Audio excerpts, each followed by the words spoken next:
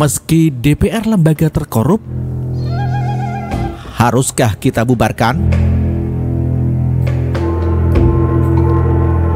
Sudah menjadi rahasia umum jika citra DPR tidak begitu baik di mata masyarakat.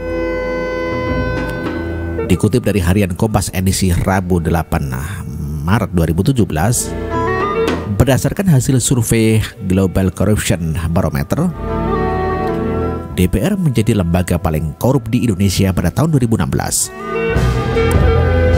Survei berlangsung antara 26 April sampai 27 Juni 2016 dengan 1.000 responden dari 31 provinsi. Belum lagi yang terhangat polemik kasus korupsi EKTP yang mengakibatkan kerugian negara sebesar 2,3 triliun yang melibatkan nama-nama besar di DPR. Masyarakat pun sepertinya semakin dibuat geram ketika DPR kembali menggulirkan hak angket kepada KPK terkait proses EKTP tersebut.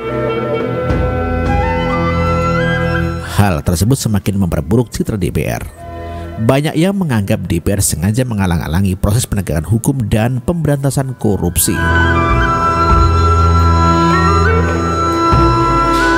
Wacana bubarkan DPR saja sudah sering sekali kita dengar sebagai bentuk kekecewaan masyarakat kepada lembaga yang seharusnya sebagai penampung suara rakyat ini. Lembaga rakyat kok lebih sering tidak mewakili suara rakyat? Begitulah kira-kira.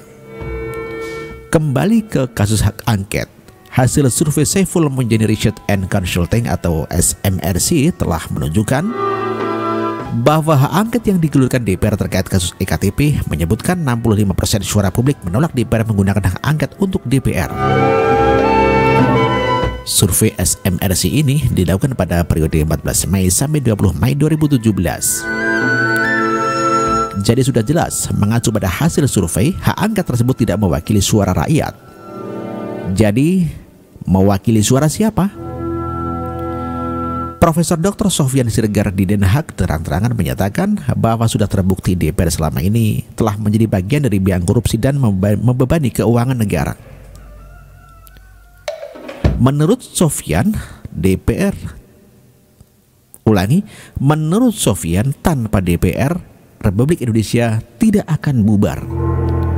DPR memang pilar negara demokrasi, namun karena DPR telah terbukti menjadi lembaga terkorup, menjadi beban hanya menjadi dekorasi demokrasi, maka sudah saatnya untuk melakukan terobosan hukum pembubaran DPR dan lembaga DPRD di daerah-daerah, cetus Sofyan.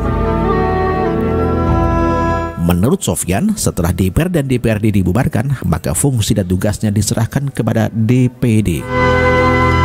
Sehingga negara bisa menghemat uang pajak ratusan triliun rupiah per tahun yang bisa digunakan untuk menciptakan lapangan kerja baru atau mempercepat pelunasan utang. Sofyan menyoroti bahwa selain gaya hidup dan skandal-skandal korupsi DPR, biaya untuk mengongkosi mereka selama ini ternyata juga terlalu berlebihan. Total jenderal ratusan triliun uang rakyat dihabiskan untuk menanggung TTM bengi fasilitas, tunjangan, gaji, rumah dinas, mobil, dan lain-lain. Saya pribadi tidak sependapat jika DPR dibubarkan. Menurut saya ada alasan mengapa memilih sistem pemerintahan presidensial bukan parlementer. Ada alasan mengapa fungsi lembaga legislatif Ada alasan mengapa fungsi lembaga eksekutif, legislatif, dan yudikatif berdiri independen, tidak saling mengintervensi atau saling menjatuhkan. Di dalam sistem pemerintahan kita, memang presidenlah kepala negara dan kepala pemerintahan. Namun kita juga memiliki mekanisme untuk mengontrol kekuasaan presiden, yaitu dengan adanya lembaga lain seperti MPR, DPR, MK, dan MA, dan lain-lain. Dengan begitu kita berharap kinerja mereka bisa saling mendukung dan saling mengawasi untuk selalu fokus pada kesejahteraan rakyat, bukan malah korup berjamaah karena adanya kesempatan saat memangku jabatan. Jadi sudah jelas DPR itu penting karena merupakan pilar berdemokrasi yang mewakili seluruh kepentingan masyarakat. Salah satunya untuk mengontrol kekuasaan presiden, fungsi utamanya adalah menyerap, menghimpun, dan menindaklanjuti aspirasi rakyat. Hari ini kita memang memiliki presiden yang luar biasa. Sedang citra DPR di mata kita sekarang memang sedikit kurang bagus.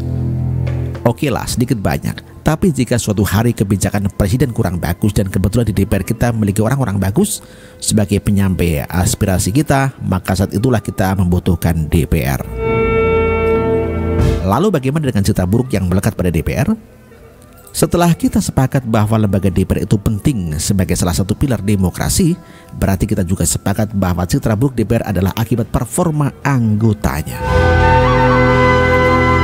Jadi kita perlu mencari tahu apakah korupsi itu terjadi karena memang mental mereka yang bobrok atau terpaksa karena sudah mengeluarkan dana besar saat kampanye, atau gajinya yang memang kurang, atau karena memang adanya kesempatan. Itu yang harus kita cari tahu.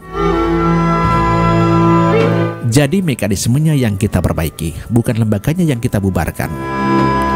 Entah dengan memperbaiki mekanisme sistem pemilihannya, entah pembatasan dana saat kampanye, entah masalah penggajiannya, apakah sudah berimbang antara pekerjaan dan income dengan mereka peroleh? Dengan income yang mereka peroleh maksudnya? Atau memang karena lemahnya sistem kontrol kita terhadap mereka sehingga dengan mudahnya mereka menerima hadiah atau suap? Jika karena mentalnya yang sudah bobrok, berarti itu adalah masalah besar. Pembubaran salah satu lembaga bukanlah jawabannya. Kalau begitu, cara berpikirnya akan sekali lagi nanti lembaga yang akan kita bubarkan dong. Pembubaran salah satu lembaga bukanlah jawabannya. Kalau begitu cara berpikirnya, akan banyak sekali nanti lembaga yang akan kita bubarkan dong. Jadi kita harus ingat bahwa orang-orang yang duduk di DPR sana adalah orang-orang yang kita pilih sendiri. Jangan mudah menyalahkan orang lain namun pelit menyalahkan diri sendiri. Sedikit atau banyak juga kitalah yang ikut berperan jika DPR gagal menjalankan fungsinya. Satu-satunya cara agar bisa mengembalikan fungsi DPR sesuai konsep awalnya adalah dengan memilih orang-orang yang lebih kompeten untuk duduk di sana. Jadi kita dituntut untuk lebih aware lagi dalam memilih, mengawal dan menetapkan sistem kontrol terbaik terhadap wakil-wakil kita yang duduk di sana. Jangan ketika mendengar ada anggotanya yang sudah korupsi, kita sudah malas tahu karena bosan dan menganggapnya sudah biasa. Mari kita membiasakan yang benar, jangan membenarkan yang sudah biasa. Harusnya kita bisa lebih kritis lagi terhadap kinerja pemerintah. Apalagi sekarang era media sosial yang harusnya kita menjadi kontrol sosial yang membuat orang berpikir berkali-kali sebelum melakukan kesalahan. Jadi masih perlukah lagi berpendapat DPR dibubarkan?